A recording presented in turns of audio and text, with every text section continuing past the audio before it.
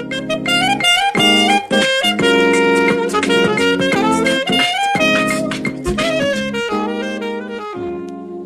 there, and welcome back to Coming to Our Senses, the podcast where we try to make sense of sensation. As always, I'm Nick, your host, and I believe now we are on episode 4. Last week, we talked a little bit about the pandemic and how the pandemic has shaped our senses, our sense of place, our sense of self, through taste, touch, smell, sound, and sight. And today we're going to transition to a different topic, to one of my favorite topics, and that's the idea of migration in the senses, the intersection between movement, bodies on the move, symbolically or physically around the world, and sensation, our capabilities for perceiving the world, for understanding, making meaning, feeling emotions, etc. And this is a topic that's central to my work as a graduate student, as I'm getting into my dissertation, looking at this intersection, both in terms of what's been said already in the academy and how it can inform popular discourse around migration, the rhetoric about how we talk about migrants, how we talk about people on the move.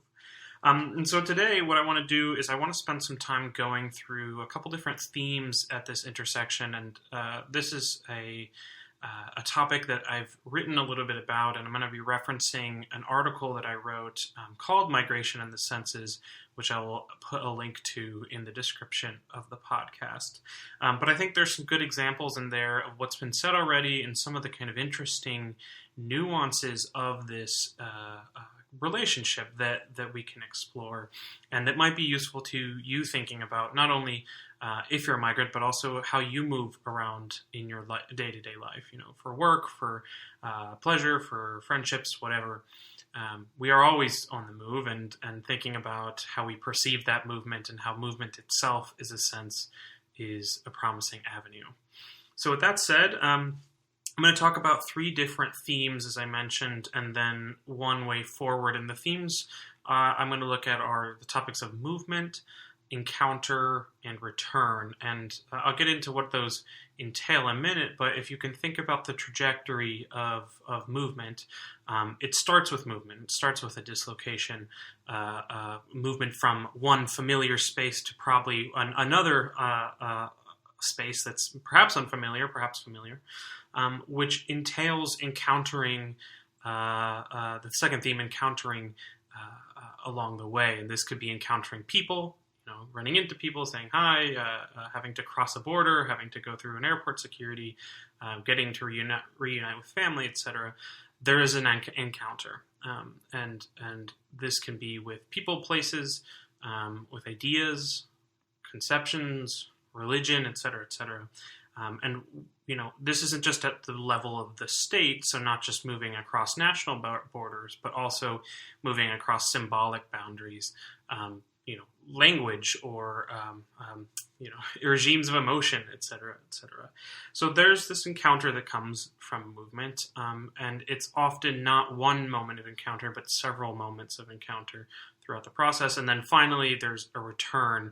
And this happens, again, iteratively, but there are moments where, as a migrant, you return to places you left, either physically by going back and visiting, or symbolically by remembering, what you did there and what memories you have, events that occurred, and particularly sensations that you felt in that previous space. And sometimes, as I'll mention, this return can be physical, but it can also be symbolic in terms of memory, and it can be passed down to further generations. So, explaining where you moved from when you were a kid to your children or grandchildren is a form of transferring that memory. So I'm going to go through those 3 themes. I'm going to try to keep this brief and talk about some examples of how we do move through the world and perceive it through our senses.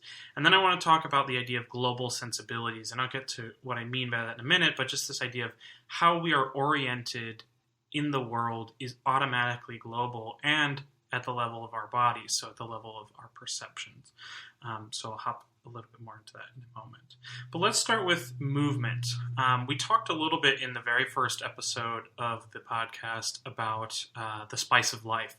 and we talked a little bit about the Columbian Exchange and the spice route, or the spice route throughout the Middle East from Asia to Europe, that were both pertinent for movement, right? Early migration. And I want to return to that because I think it's important to think about how we have always been inspired to move, thinking about how we prepare to move, consider where to go, and ponder what moving will entail through our senses, right? And so with the examples I gave of the Spice Trail and the Columbian Exchange, the allure there is the motivation to move for taste or to experience new tastes, to find access to new flavors, right? So we have always moved in terms of motivations by our senses, and it becomes relevant to our larger discussion to think about why we move in general, whether it's to find new homes, whether it's to visit, whether it's to explore. We are often guided by desires from the body, right? Safety or love, or in this case, taste, right? Now, when we travel, when we move, whether that's by walking or getting on a plane or getting in a car, the movement itself is oftentimes incredibly sensory, and not just the sense that the plane shakes, but also that it's a disruption of our day-to-day activity. So you might, sit in your office or your car day to day, but then when you want to go visit family or friends, you hop on a plane and it's a completely different experience, right? Now, a lot of people have talked about this in terms of how migrants experience travel through the senses. And one of my favorite examples is a piece by Del Bello and McGowan that are talking about an archive of memories of people's voyages to Ellis Island in the early 1900s. And they have this beautiful quote about how so many of those memories were grounded in touch. So they say, touch memories often follow a handful of themes, such as clothing, straw beds, itching from bed bugs on the boat, waking to the feeling of urine falling from the child in the bunk above, physical touch during the Ellis Island inspection process, etc., etc. So we can see here how when people travel, it's often these very minute, banal things, these moments, these sensations that are memorable, that become noteworthy, right? So travel itself is very sensory.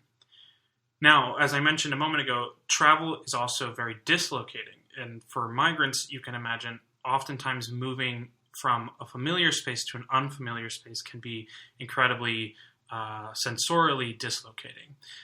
And now there are some, very clear examples, particularly at the level of the body and touch, again, of how dislocation is felt in migration for work or for labor.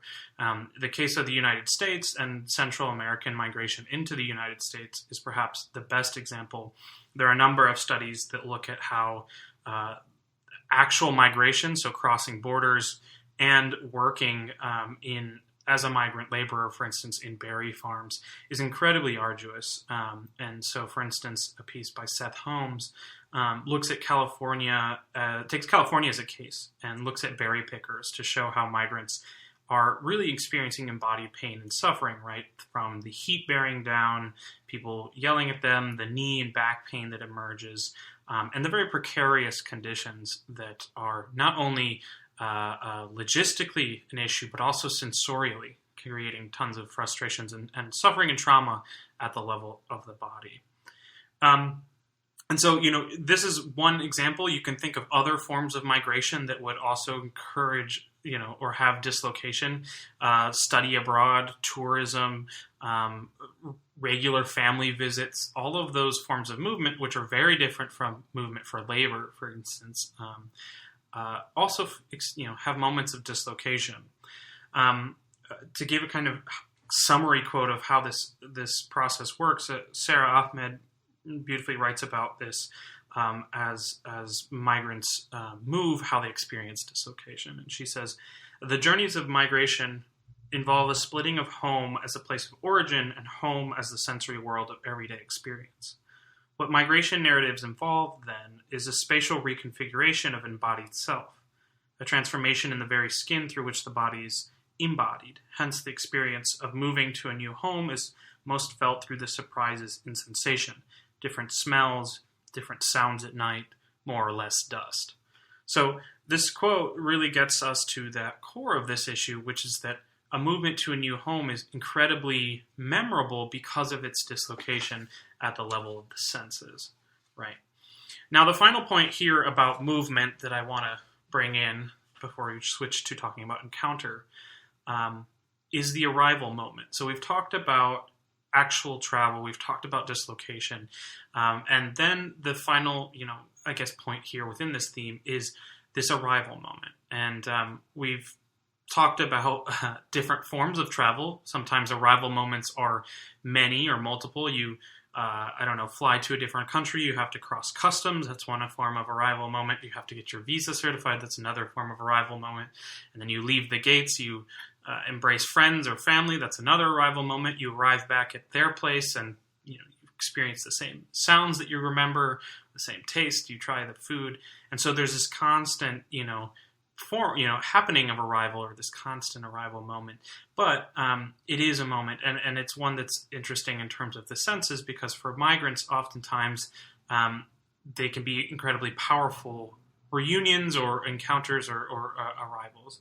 And so another example here comes to us from Langfield and McLean, who talk about migrants escaping the Holocaust and moving to Australia in the 40s and 50s.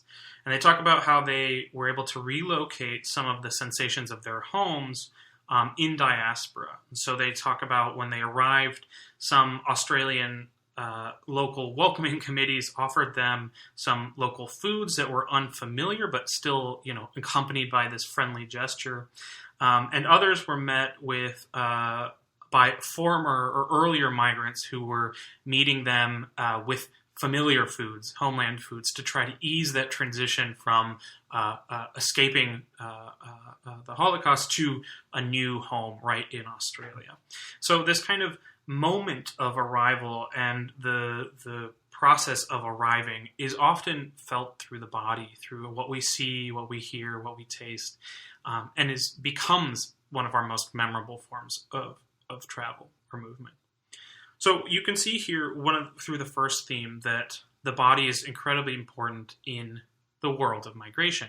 As people move, we are constantly experiencing new stimuli through our senses, through our abilities to perceive.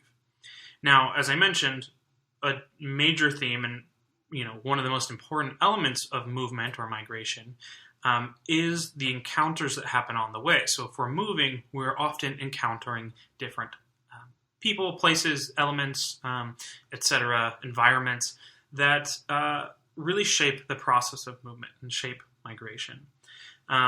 One way to think about this or to theorize about this is that when we move from one sensory environment or sensory regime to another. So if you think about, for instance, in my case, I travel a lot from the U.S. to Chile. And in those travels, I often move from one sensory regime to the other. So I move from the U.S. to Chile.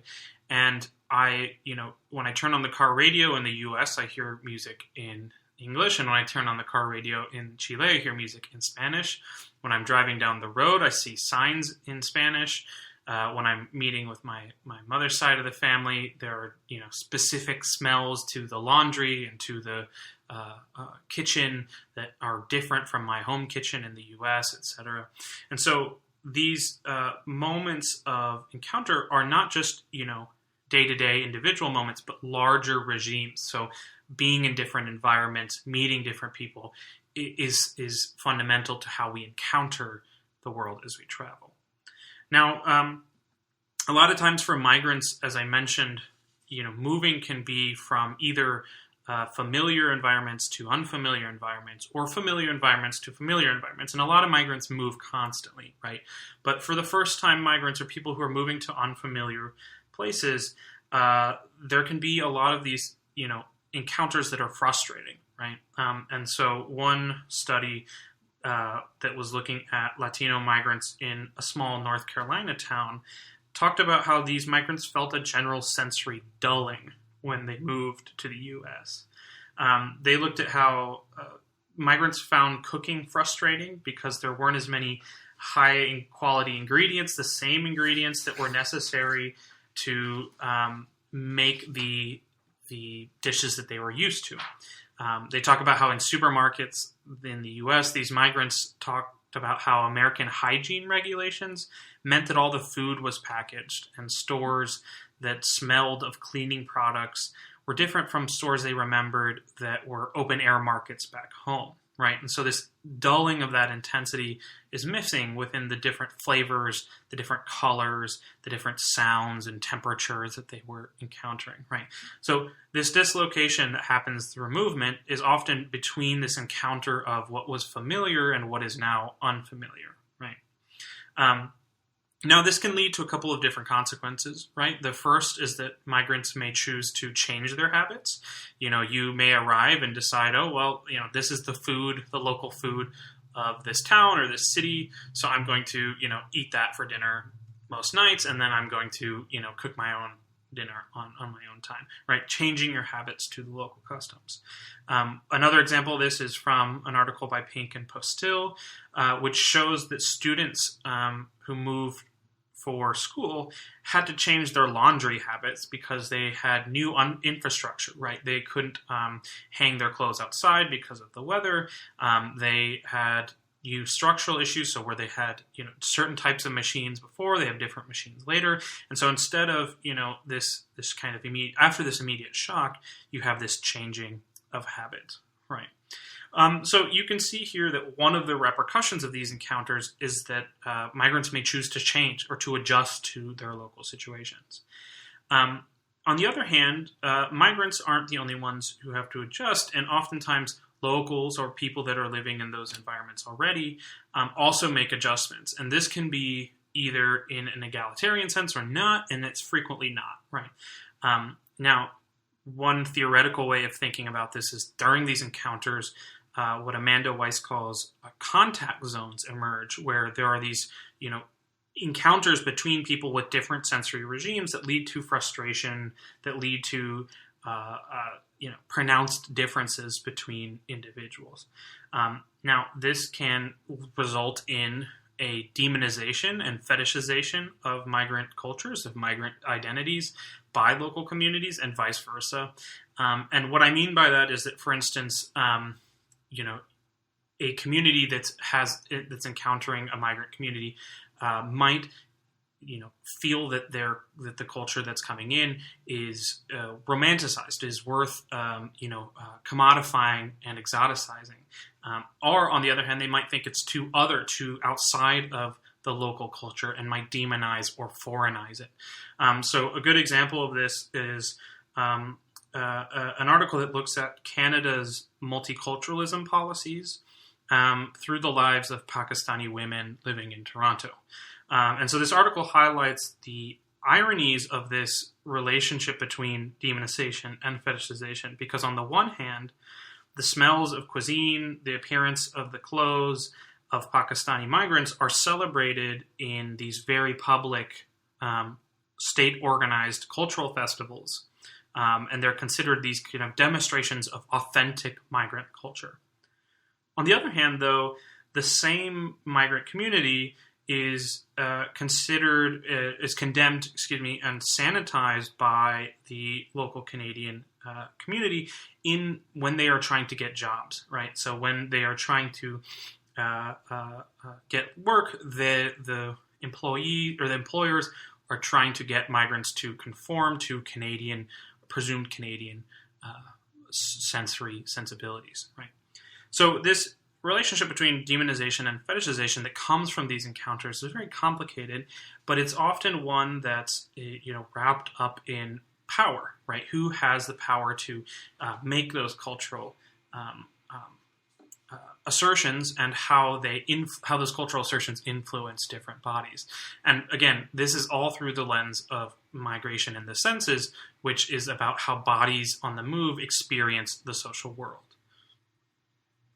And it's really important to return to this idea of using the body here as a metric, because the body is oftentimes what is foremost grounded in terms of cultural differences and used to otherize, demonize, racialize certain people, right? And so exclusion can take the form of marking certain bodies as other, right? And this quote from Abdelmalek Sayed, who writes about the Algerian presence in France in the late post-colonial period, talks a little bit about this. He says, names, speech, such as accent and pronunciation, the marks imprinted on the body or worn on the body, such as tattoos, hair, beards, mustaches, etc., clothes, all of these serve as supports for stigma and become stigmatized features. So you can imagine, any marker of difference, whether it's visual, auditory, olfactory, whether we can see, hear, or smell it,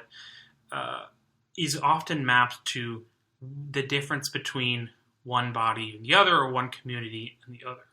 And migrants oftentimes get mapped into these regimes where they're seen as other because of their presence in a city or a community, right?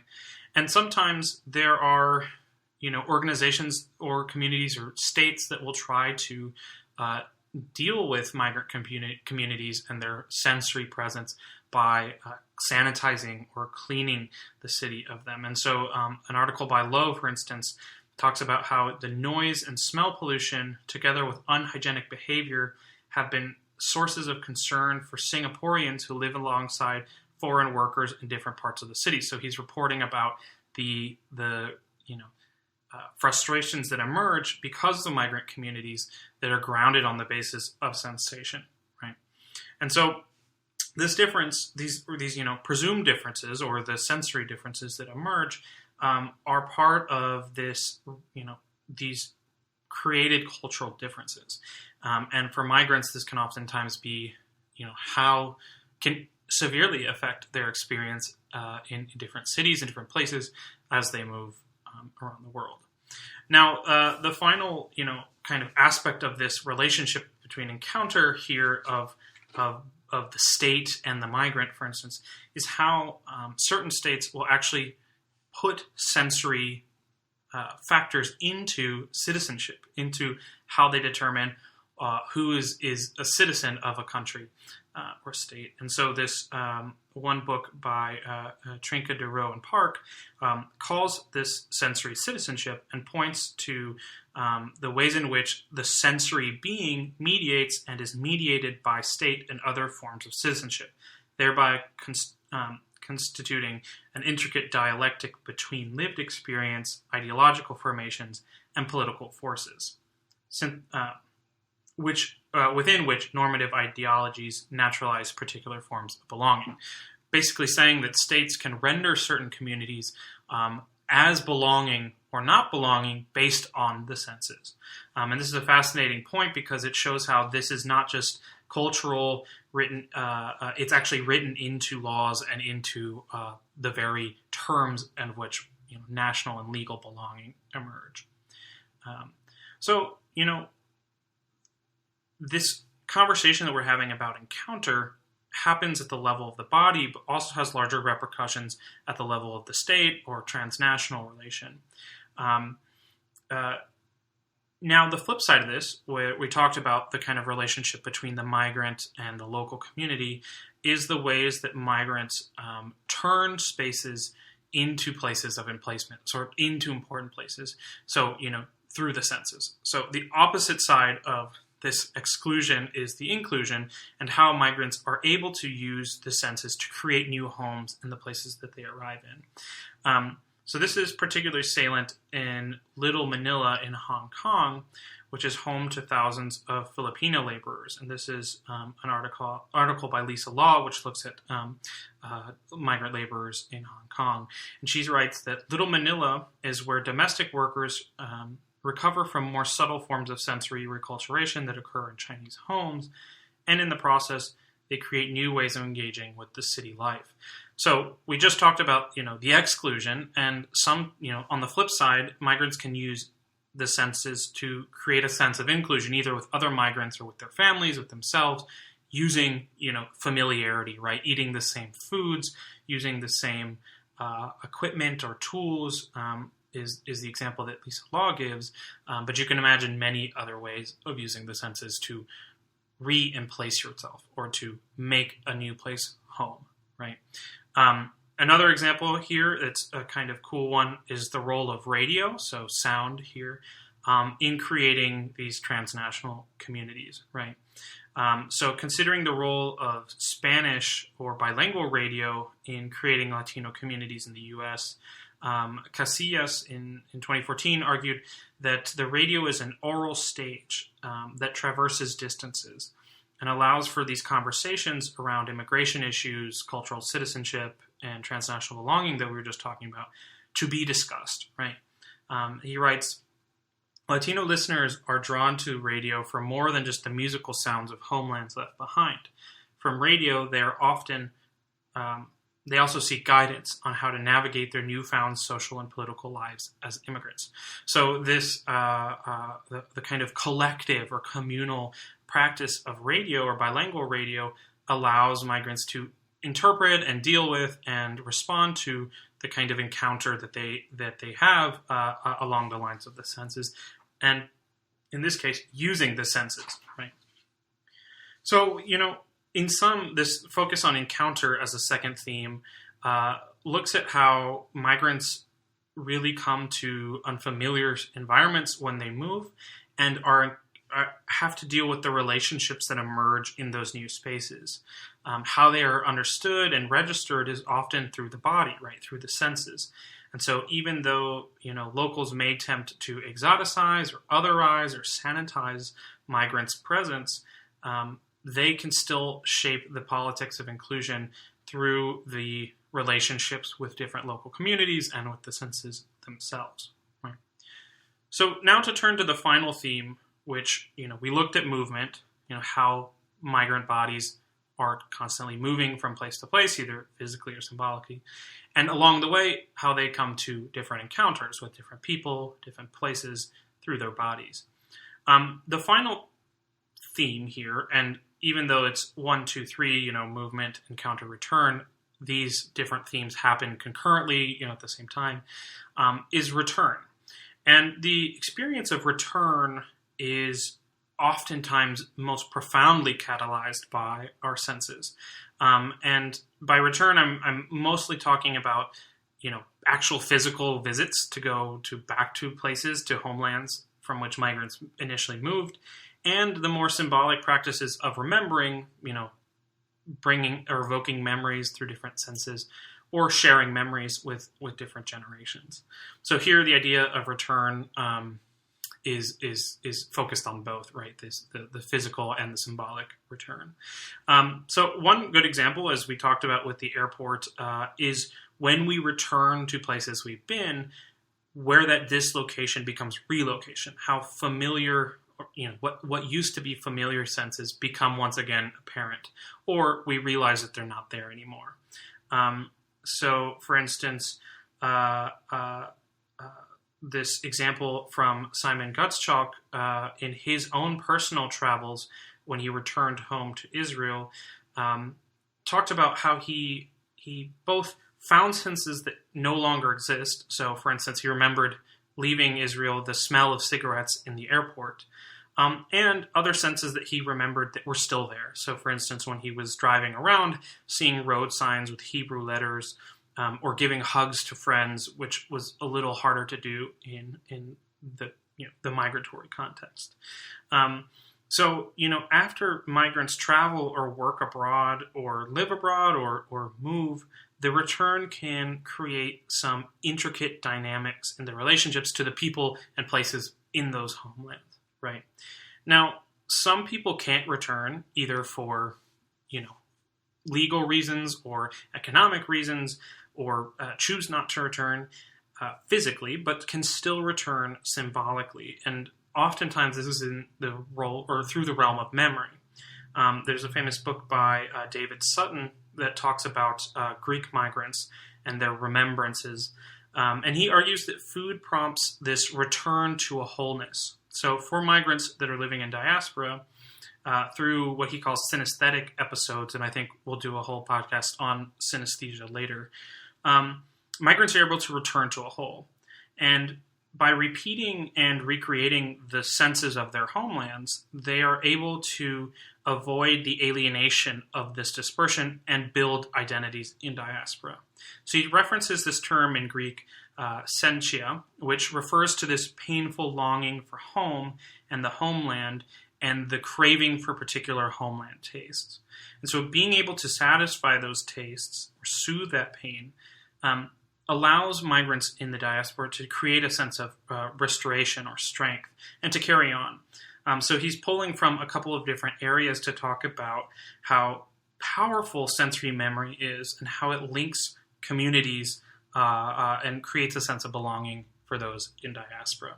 So here, for those who can't return, memory becomes this interim space and allows for this symbolic movement or this symbolic travel. Now, one of my favorite elements of this, or favorite niche branches in this study, is work on material possessions, such as food parcels, that produce and facilitate migrant belonging and connectivity. And here the example is the migrant suitcase, right?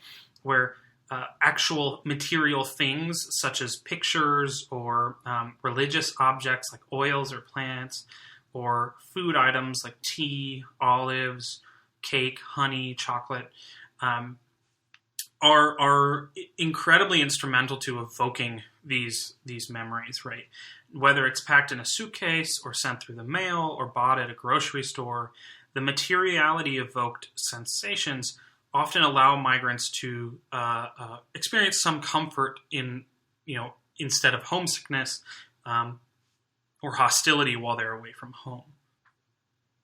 So things, actual things can become cultural sites where we can look at how migrants hold on to different sensory memories and trigger sensory memories through food, for instance, or other objects.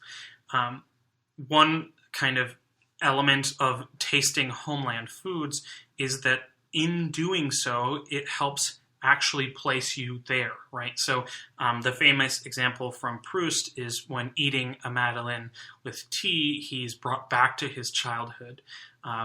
And within wine studies, which is another element or another example, the ability to taste where a wine was grown, or which is known as terroir, allows us to think of this idea of the taste of place, of how certain locations are tied to taste, and how through taste we can place ourselves in different moments, in different memories, and thus return without actually, returning physically to, distant pasts and distant homelands,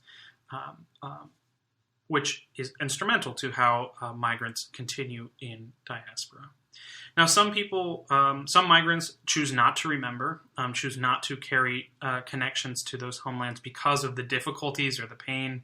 One example from Seidler talks about how his mother had this relationship to music where she never listened to the sounds of her childhood because they reminded her of her experience of the Holocaust, living through the Holocaust, right? And so certain acts of forgetting, for instance, can be ways of getting away from the sensory trauma that migrants have experienced, right?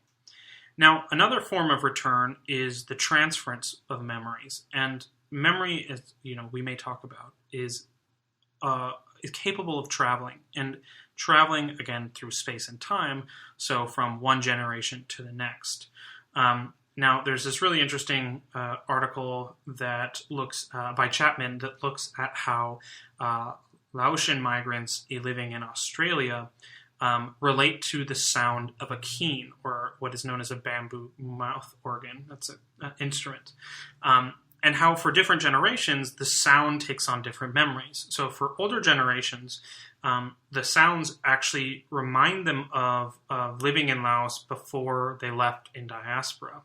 While for the second generation, who have never lived in Laos or never traveled there, listening to that sound doesn't have the same connections, and for some can be very unfamiliar, right? So the transference of memory, the explanation of how migrants experience travel, can be a way of moving memory, of transferring memory from one generation to the next, and allowing younger generations to construct national identities based on those histories, right? And so for, a lot of these migrants, second, third, and fourth generation, who want to reconnect with their past, with the travels of their parents or grandparents, or their own, for instance, religious, spiritual, political connections, there are different moments and different ways to do that. And one of the more interesting ones here is museums. So museums have recently, started incorporating more and more sensory situations or sensory curations where they try to evoke the senses of memories that stir migrants into different emotional moments, and even link or create these links between, descendants or later generation migrants and distant homelands that they may never have traveled to. So again, here we can see a little bit of how that becomes commodified, how that return becomes commodified, but how, any kind of connection between migrants and their past is often driven by the senses and different forms of sensory engagement with the past. So that gets us through the return theme. And again, I mentioned that we were starting with movement, moving into encounter, and then ending up in return, but that these different themes are interchanging. They happen at different moments. So how do we think about all of these themes together? How do we think about the relationship between migration and the senses writ large? I like to think about the idea of global sensibilities, which is kind of a newer thought that's been circulating, that's to show how bodies are always oriented to different global stimuli. Migrants in particular, but other bodies on the move encounter what Lowe calls a transnational sensescape, which is as people move through different nation-state boundaries, people encounter different interfaces, these what they call a convergence points between two or more sets of sensory paradigms, right? Also, as migrants move, they use their sensory networks, these relationships across time and space, to inform their decisions, to inform their emotions and their understandings, and in the process use their own background to interpret new context or new situations, these new encounters and dislocations. And then finally, the history of the world is very much a history of the senses as people have moved. Ideas, capital, trade have circulated the globe and created what Howes and Clausen call a global sensorium. So this idea that sensation flows in different directions and connects people around the world. So the global sensibility is basically understanding that how we perceive the world, how we orient ourselves towards the world, is very much shaped by global relations of movement. And for migrants, this is a constant everyday experience because of that constant awareness of the constant encounters that emerge from movement, right? And the constant returns. So to continue this research forward with my own dissertation, I'm looking at this relationship through food because I think food is this incredibly sensorial, quotidian practice that we all engage in. And I really want to build off these three themes, this idea of movement, encounter, and return, to show how global sensibilities emerge. So with that, I think I'll end today's podcast. I want to give you guys a chance to further explore this if you're interested, and so I will post the link to the full article that I was pretty heavily referencing today, and I definitely encourage you to check it out. So for the next time we meet, which will be in another 2 weeks, I'm still deciding on the theme of the podcast, but I'd love for you to join and for you to tune in again to talk about the senses and talk about what interests you in terms of our perceptions of the world. So with that, I'll leave you. Thanks again for tuning in. My name is Nick, and this has been Coming to Our Senses.